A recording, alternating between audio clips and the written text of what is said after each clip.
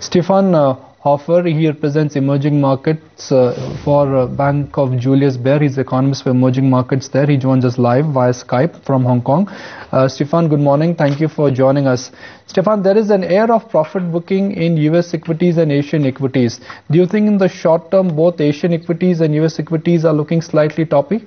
I think if we take these two, certainly the United States, I think, is a more natural place where you would have concerns about that, given how the S&P 500 has done. That is, however, consistent with this general trend, which has been extremely strong this year, that mature market indices have outperformed the emerging ones. Now, even if we do see sort of a correction of short-term profit-taking in the United States, at the end of the day, what really matters for investors is earnings growth. And here, really, the United States has been an exemplary example. And so I still think through to the end of the year, the United States will be one of those markets that will be outperforming most also emerging markets.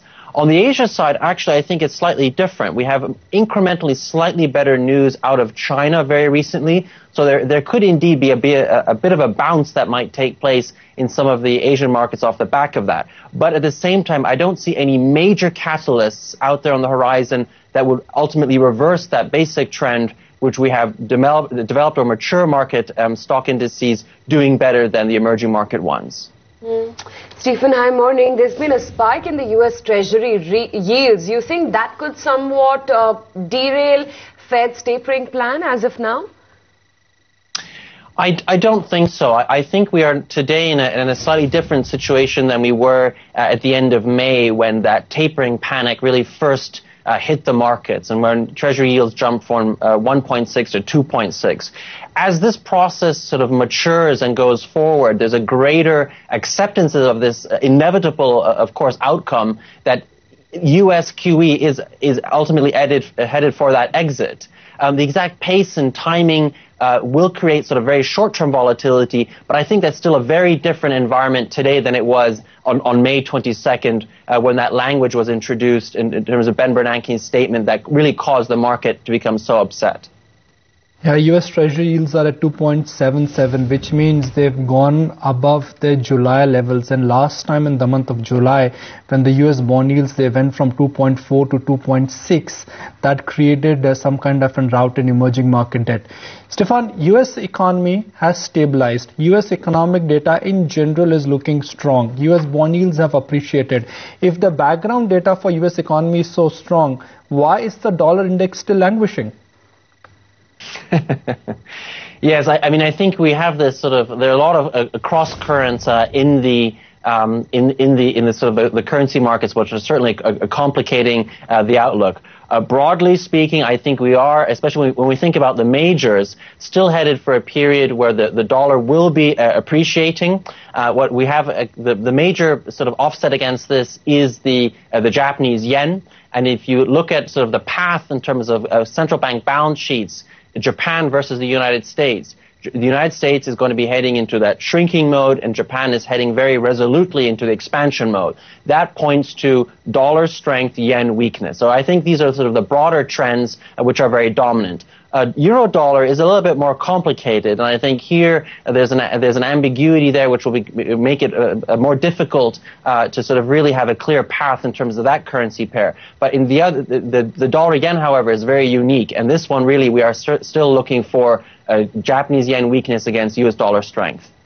Expect emerging markets to bounce back in the second half of this calendar year, or in the short term this is as good as it gets for emerging markets?